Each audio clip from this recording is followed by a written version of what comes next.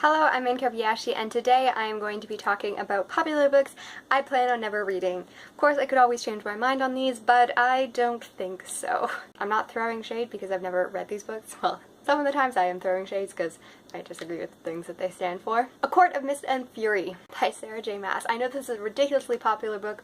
Books that are heavy romance are not really my thing, as well as I don't really like sex scenes. I am ace, and that's not something that really appeals to me, and I know there is a heck of a lot of sex in these books. 50 Shades of Grey by E.L. James. The same thing. I don't enjoy sex scenes. Why would I ever read erotica? Twilight by Stephanie Meyer. Walked in once when my friends were watching the books because they were making a bet over whether she calls herself a stupid lamb or not. I really hope I'm never going to go to a guy and be like, I'm a stupid lamb and you're a masochistic lion. That's not romance. That's, I don't know, demeaning on both sides. I'm all for like troubling and there's power imbalance and you have to work through that. Not like power imbalance like teacher-kid thing, which is weirdly popular. Power imbalance as in like you have to work through paranormal things and one person is more powerful. Like you can have those ethical questions if you want, but the ethical questions aren't raised whether that's proper. Twilight remake, which dives into the ethical questions of whether he's a pedophile.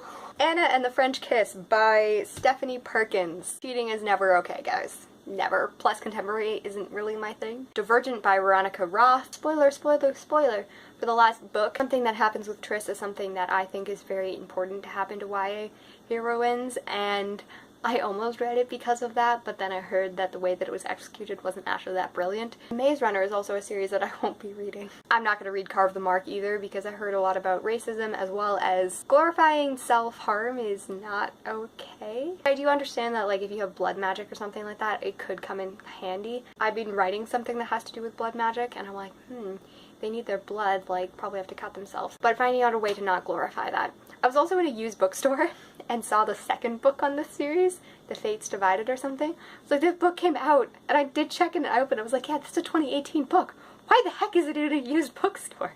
So that doesn't really reassure me the goodness of this book. Shatter Me by Tahira Mafi. I could read this book. Like, this is the most likely book that I could see on this series to read. It is a series about a girl who can't touch anyone. I'm a really big fan of Rogue from X-Men, and I could totally see that, like, going cool. Again, romance seems very heavy. I'm sometimes in the mood for dystopian. Vampire Academy by Rachel Mead. Again, paranormal romance is not my thing. I do like mythical creatures a lot, but I don't see myself picking this up. Song of Ice and Fire by George R.R. Martin. I love epic fantasy, and my goodness, do I want to watch Game of Thrones. But I can't morally do it because I don't agree with women being paid to show their bodies. I'm not here to be like, can't do that with your body, but I just find it a little bit demeaning. I love the political intrigue. 13 Reasons Why. I was actually really excited to read this book probably when it first came out, and I did watch I think the first 2 episodes and it just struck me so wrong. I'm gonna be honest here, I am a suicide survivor. I have tried to take my own life. Thankfully to medical staff,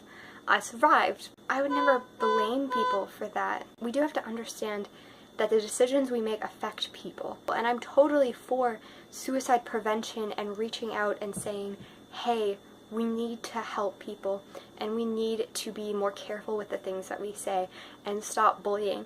But I think that there's a better way to do it than that. These are some of the books that I plan on never reading and I have issues with. Let me know if you agree or disagree. I love open communication. I think it's one of the most important things, as well as some books you will never read, which you can be mad at me if you disagree with my things. I can have thick skin. Happy reading and writing.